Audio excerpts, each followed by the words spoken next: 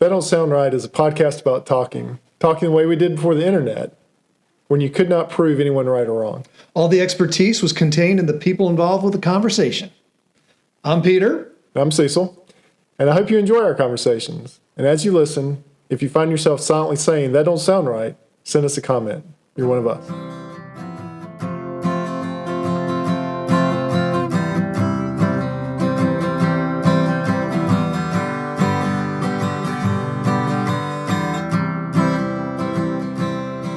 Welcome back to another episode of That Don't Sound Right, a podcast about talking. We're your co-hosts. I'm Peter Billman. I'm Cecil Davis. And we're just trying to have a conversation without Googling or fact-checking things online. Those things can so easily kill the conversation. Yeah, normally we have a great example right now of how that occurs, but... I do have an example. Do you really? I do. I was traveling not too recently, and I was traveling with some of my Swedish counterparts, and we were talking about the podcast, and I told them about the concept. And one guy said, when my friends and I get together, we have this policy, we put our phones down, and we just talk it out. And that's exactly what we're going to do here tonight. And where are we, Cecil? We're because not in it Camel sounds, City. if to the discerning ear, it doesn't quite sound like the Camel City studio, does it? It does not, nor the annex. Where are we? We are at Second Harvest Food Bank. And with us tonight is the CEO of the Second Harvest Food Bank of Northwest North Carolina, Eric Aft. Welcome to the show. It's great to be with you. Thank you so much for hosting us tonight. We want to get into a topic that that has been close to us over the past couple weeks. If people know that we are a proud sponsor of the Ardmore Ra, and that is the race against hunger, or the run against hunger. And it is a fundraiser that benefits the Second Harvest Food Bank of Northwest North Carolina.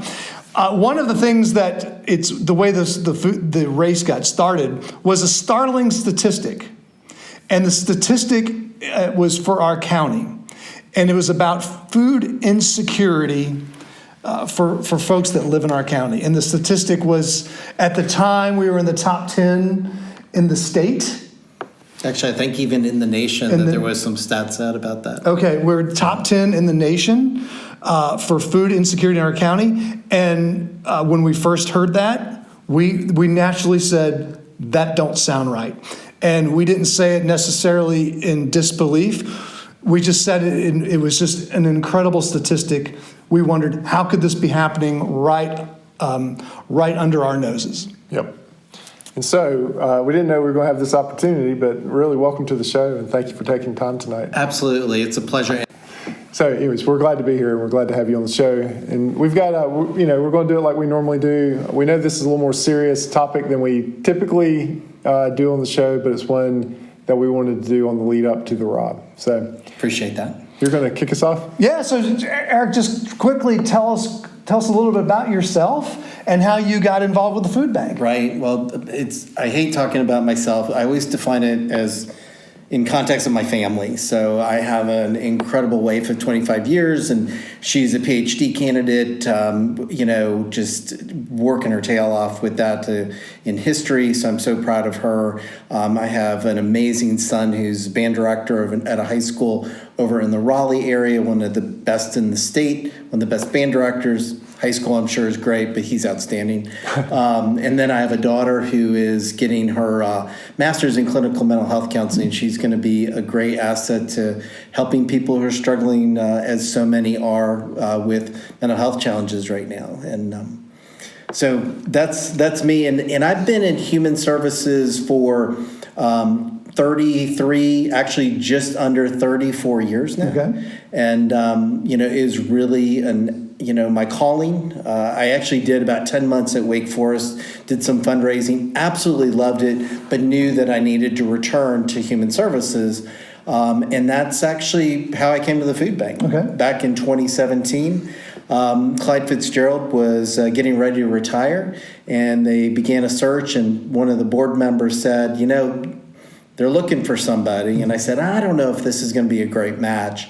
But after sitting down with the board and knowing already so many of the folks who work in this building, It was a great opportunity, and I felt like I could really help the organization and help strengthen our team, but most importantly, get a chance to work with amazing people and individuals who care about this community and wanted to address food insecurity and its root causes. So it's been a very special 6 years. Tell me real quick about human services in that sector. What does all that entail? Yeah, really, it's about nonprofits that focus on human beings. It's Okay. as simple as that, is helping to improve their lot. Giving them opportunities to whether it's children, families, seniors. And for me, it's all based in providing individuals the opportunity to reach his or her potential as they define it. That's what drives me every single day. It's not necessarily about food insecurity, but food is foundational. It is what, when we get up in the morning, if we don't have access to healthy food, it's going to be a tough day. You can imagine the impact on kids who are going to school, or an adult who's going to work and has not had food for 24 hours and is trying to drive a forklift and maybe doesn't have the focus they need, or a child who has to take a quiz and they didn't get a nutritious breakfast, or maybe last night's dinner was not the most nutritious. And that's why we're here, is to make sure those elements and that healthier food is on the table of our neighbors facing food insecurity, and we can all make a difference. Yeah. So tell us a little bit about the statistic. We kind of alluded to at the very beginning, and we've heard the statistic, some version of the statistics early on when the RA first started. Where are we now, and what is that statistic? Right. So overall, 1 in 7 individuals in our region, serving the 18 counties, as you mentioned, of Northwest North Carolina, 18 counties in the region. This is true about Forsyth or, in the surrounding areas. So 1 in 7 overall, but also 1 in 5 of our kids face food insecurity, which is defined as uncertainty of where your next healthy meal is coming from.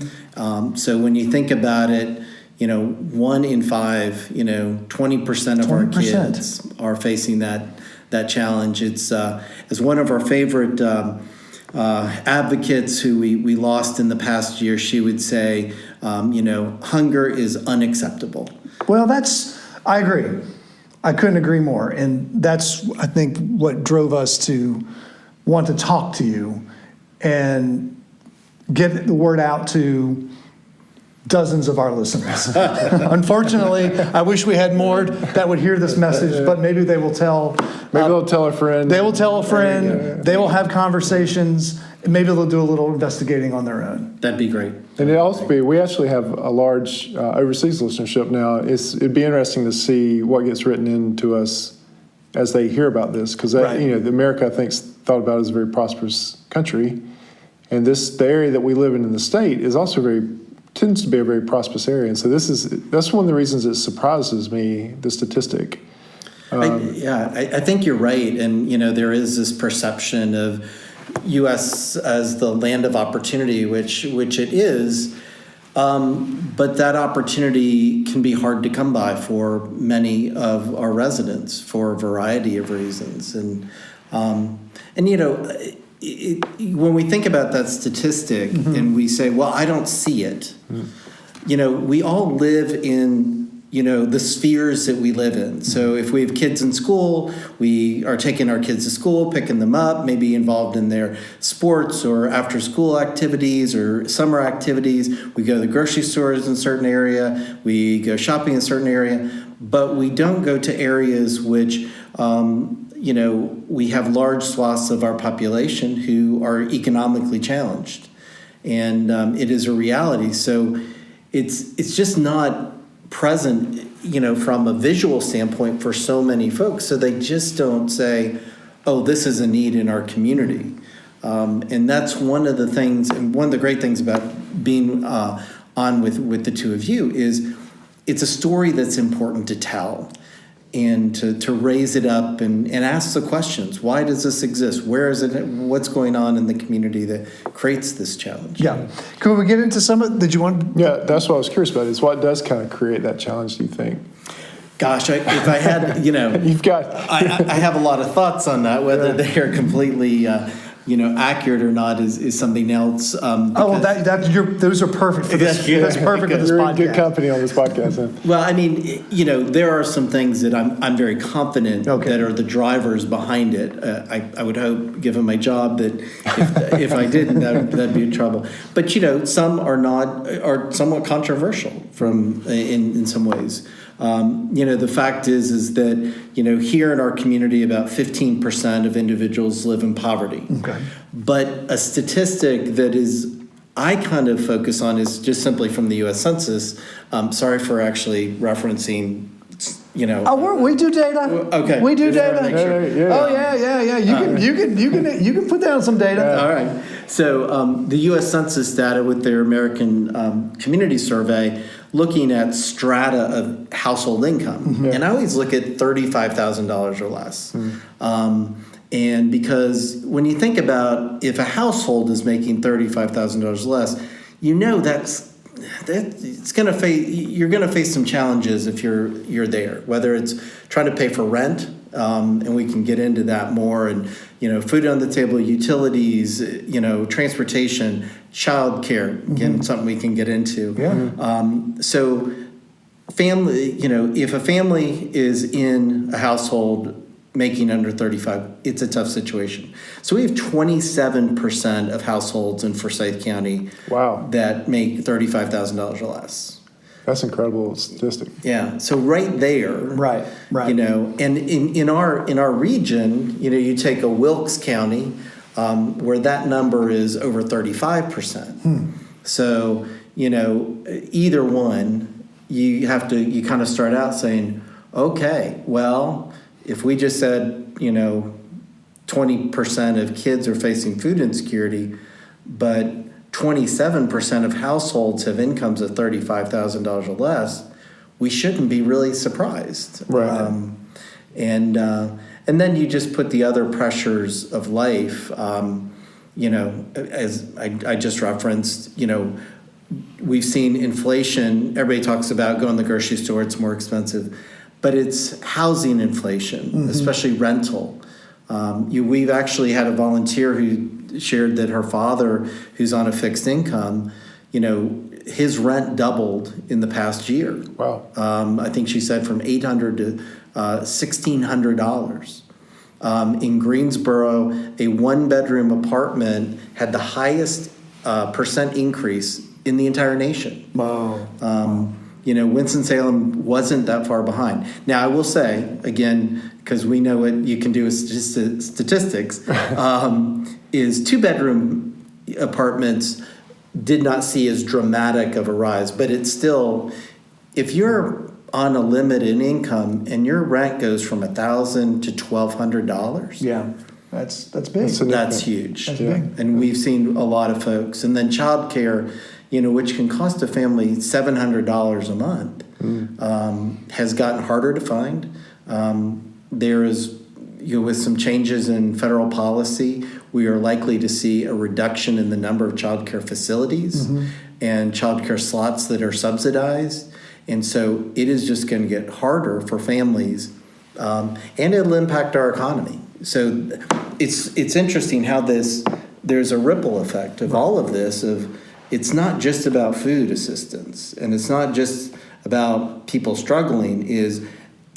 We all live in community, and so what happens to one family truly does affect all of us, and that's why getting involved, whether it be in our work or something else someone is passionate about, is so important. That's interesting. That actually brings up a good question for us: is how can we be involved? What's the ways that we access Second Harvest as volunteers or for our company or? Yes, we live on volunteers. We literally, pre-pandemic, we literally had enough volunteers, and the hours they put in would be equal to us having 23 more full-time employees. During the pandemic, we were able to execute our work, which, we never closed a day. We needed to ramp up our work. I'm so proud of our team during that time. But even now, we're seeing numbers that are just off the charts. But the National Guard came in and helped us, which was great. Wow. And we're getting back our volunteer numbers, but they're not where we need them to be.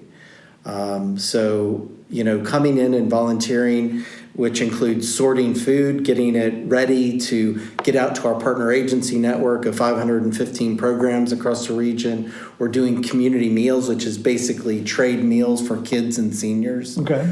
Working in our education garden, helping out with our nutrition team.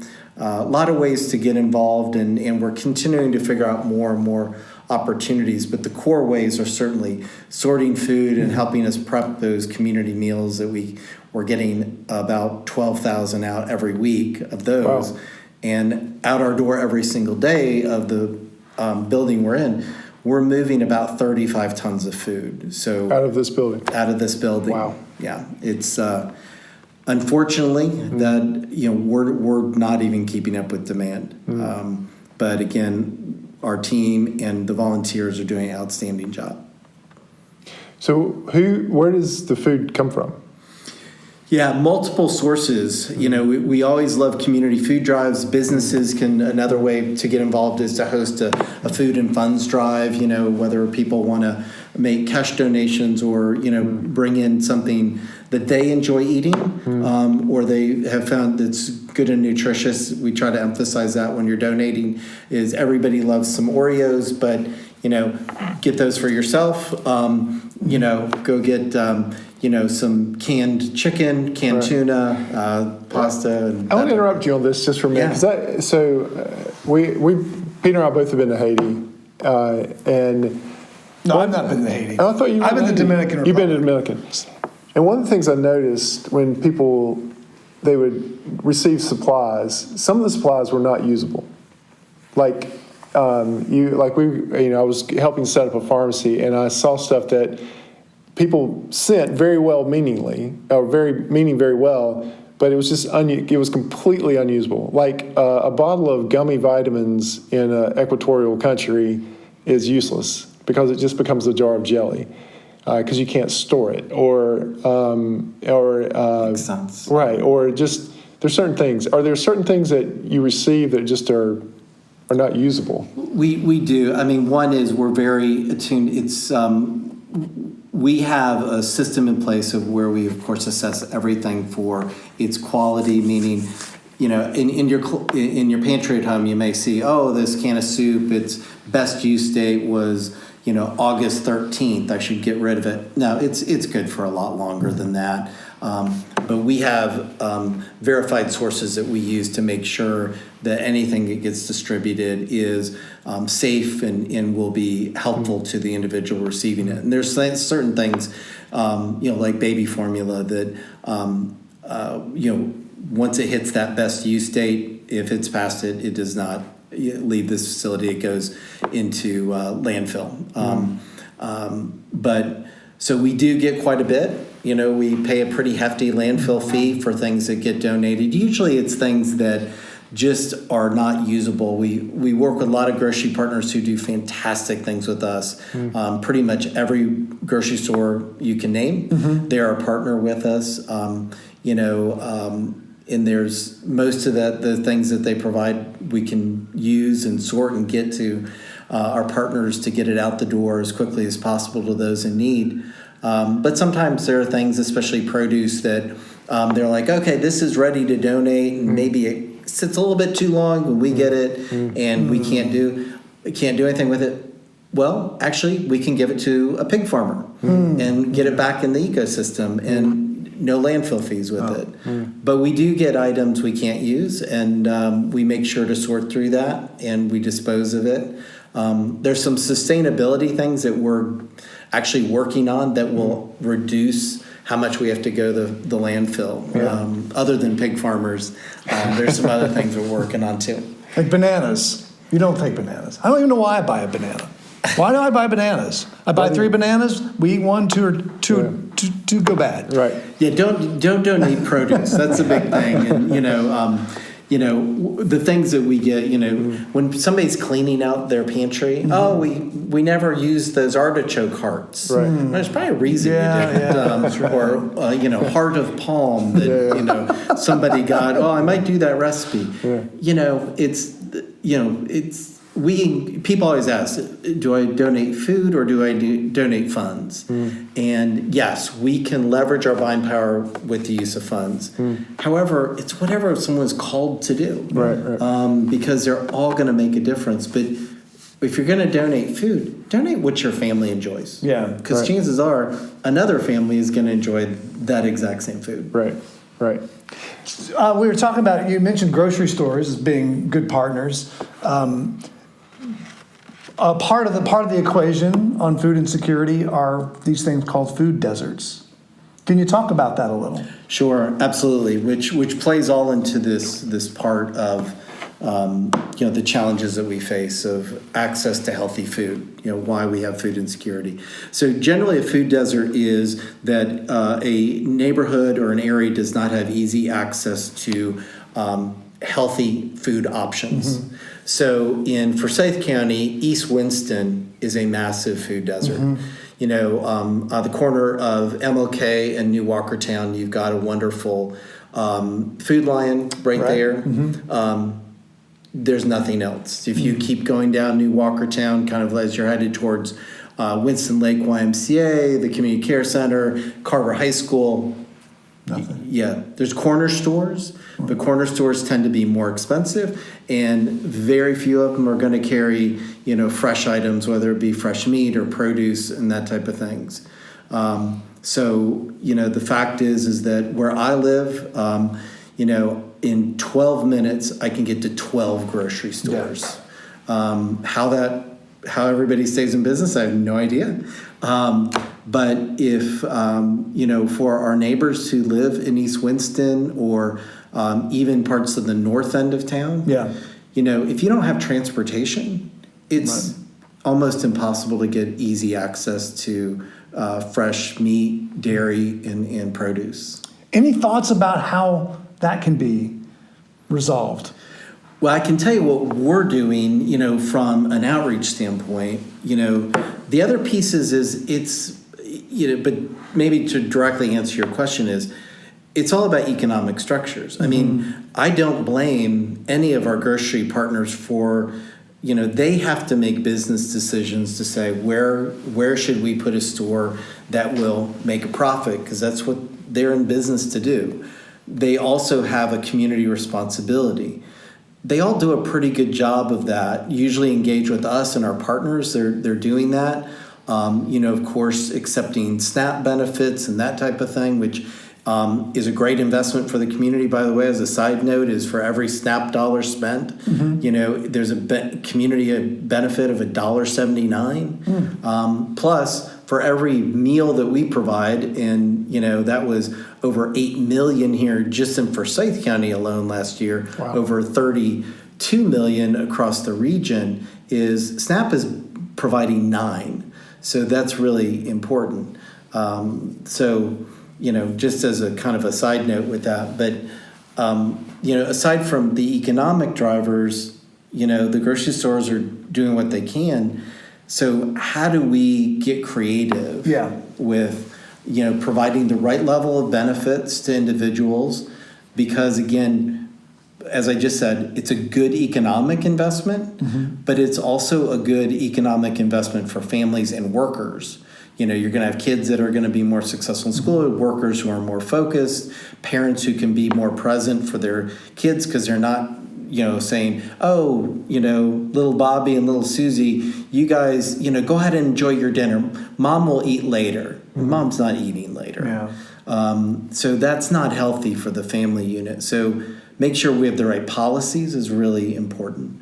And then, we have our strategies with mobile outreach, making sure our partners are strategically located, or we're supporting folks to do some outreach in areas that help people have easier access to food assistance. So an example of that is being a place where it's easy to get to, where public transportation is serving, or even going to places where it's really hard to get to, making it possible for people to access your food. That's exactly right. One of our good partners, Hope, that we provide a mass. We actually average providing 83% of the food that all our partners are distributing, and so we are kind of the wholesaler, if you will.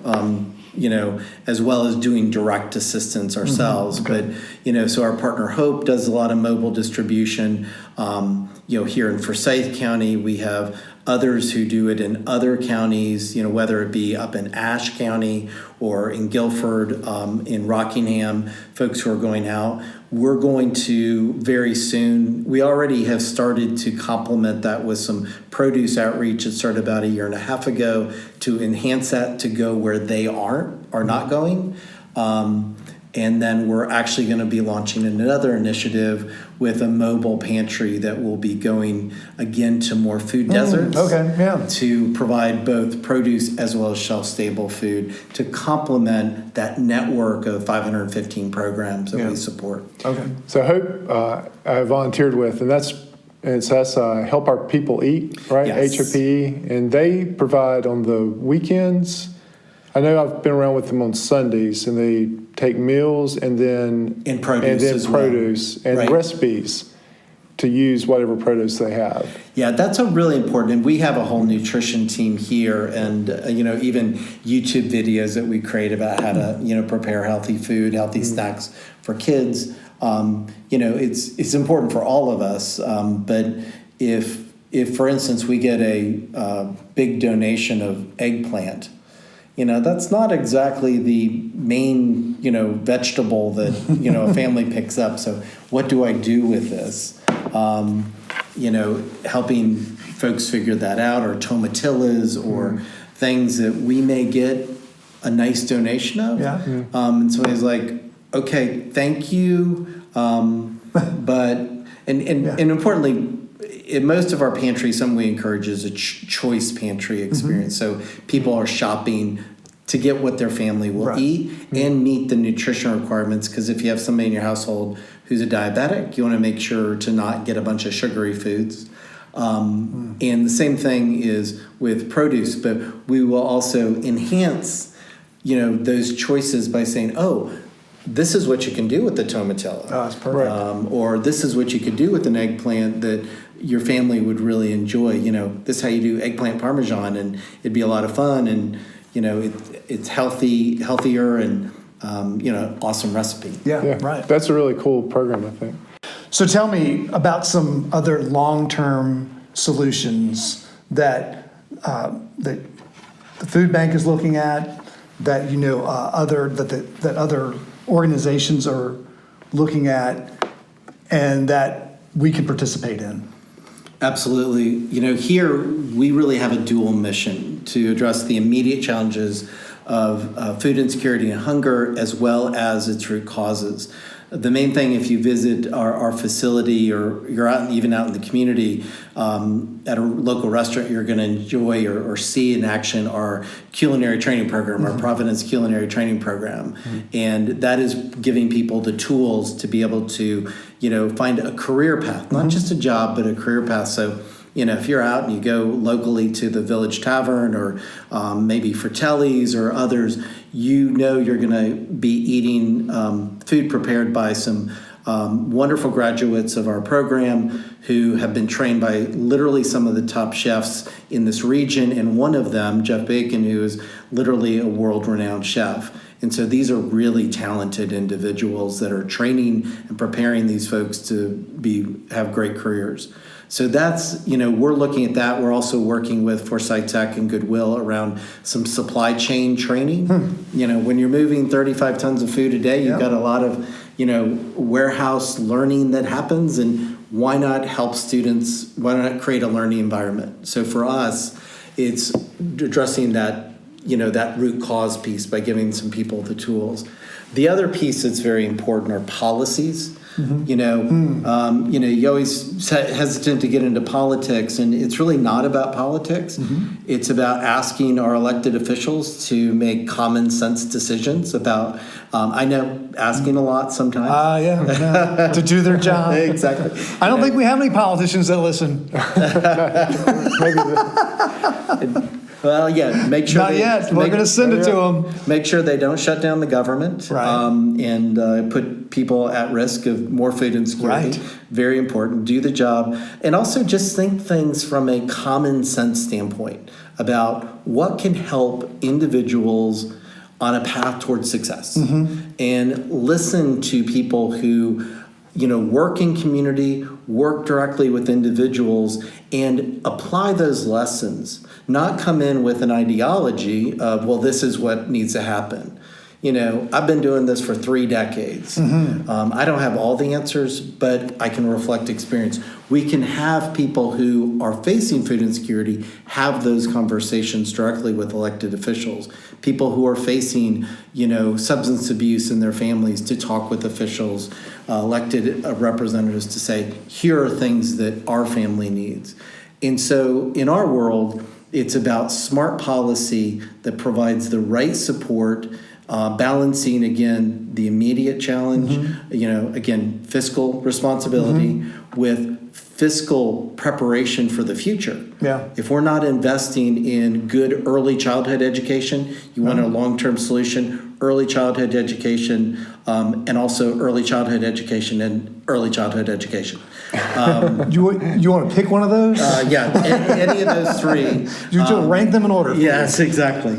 It is about, making sure we support good education, not only early, but also throughout, because these are the future workers. Yeah. These are the folks who, are going to be replacing, a generation of people as we have a very much, an aging population. Is if we're not investing in that, this is going to be a problem for the United States from a competitiveness standpoint, and none of us want that. So food is foundational, and other good policies surrounding that can create that economic driver that helps our community succeed. Do we have some names of politicians, of our leaders in our town that are that you feel are listening? Well, you just mentioned that maybe there's not any currently listening to the podcast, but I hope all of them will now tune in. But when you think of our local leaders, who are listening to gentlemen like you who are telling the need, providing some insight? Yeah. One is, I think, the folks at the General Assembly are doing a great job on both sides of the aisle. They really understand. I think they're closest to it. So right? Yeah. From a state standpoint, they understand that this is a bipartisan issue and they need to rally and support some things. I think we've seen it with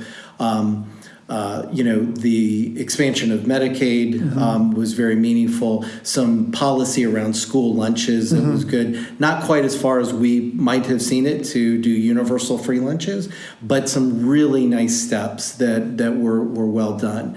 I think at a federal level, things are so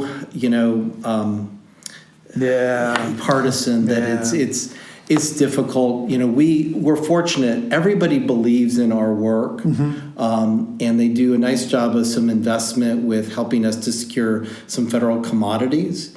But that has decreased over the past couple of years. That is not good timing. Guys, one of the things that we've seen, we'll just take September as an example. If you go back to September of 22, our network served 45,078 individuals. And I did read that off a piece of paper. Just for that. That's right. I got notes here. I'm going on. Okay, that's good. So if we look at September of this year, that number was 68,596. We're talking a difference of 23,518 more people, unduplicated, sought assistance. Wow. Between 22 and 23. Right. And that's just 1 month we're talking about. We think over the entire year, the difference is going to be well over 300,000 more people in our region. And this is just the Northwest North Carolina. Exactly. Good. It is really tough. So that should say something to our elected officials, like, okay, just ask the question, why? What's going on, and what can we do? And we've had, we've been very fortunate to host a lot of folks, and we really try to have candid conversations. And I credit the North Carolina representatives in our region for being willing to have the conversation, even if we disagree. And, some folks will say, listen, that's great. You want us to invest more, but what about the federal debt? Right. And it's just like, okay, well, if you don't have successful workers in the future, the debt won't matter. So maybe we need to make other choices. What about, there's a lot of things. Again, getting into politics is never a good thing. And my team knows that I can dive into that a little very easily. But, again, common sense is a big thing. And, making sure we're working together and listening to constituents who are facing the issues in life, and not just saying, this is my ideology and I need to protect my ideology. Put people first. Yeah. So, well, great. Well, it doesn't sound right, but I think you've come to the end of another That Don't Sound Right. Eric, we want to thank you for being here tonight. I know it's late. I know you got a big day probably tomorrow, but we do We really do being here. appreciate it. Thanks for being with us and sharing your insights. And I thank you for the work that you do. Yes. I know I can't imagine maybe that there's a burden on your shoulders, and I thank you for carrying that for our community here in Northwest North Carolina. well, Peter, Cecil, it's a pleasure to be with you. Appreciate what you do to tell not only this story, but the other stories you tell. It's very meaningful to all of us. So, just encourage people to get involved in the way that they are called to do. And one way we are calling people to get involved is through the Ardmore Ra. This is the first time we've done this, but we are a proud sponsor of the Ardmore Ra. It is an annual event with hundreds of runners and thousands of fans in the beautiful historic neighborhood of Ardmore in Winston-Salem. Ra, R-A-H, stands for Run Against Hunger because it's a food drive with all the net proceeds benefiting the Second Harvest Food Bank of Northwest North Carolina, which assists food insecure and at-risk families and children right in our own neighborhoods. Since its inception, more than $286,000 has been donated to the food bank, $26,000 last year alone, and that $286,000 has provided more than 2 million meals to our neighbors. The 2023 RA will be held on October 21st. So if you're listening right now, when this podcast drops, that's in a week. Yep. In a week. And it features a 1 mile fun run, a 5K, and a 10K. The race is designed for everyone, from lightning fast runners and avid athletes to power walkers and first-time participants.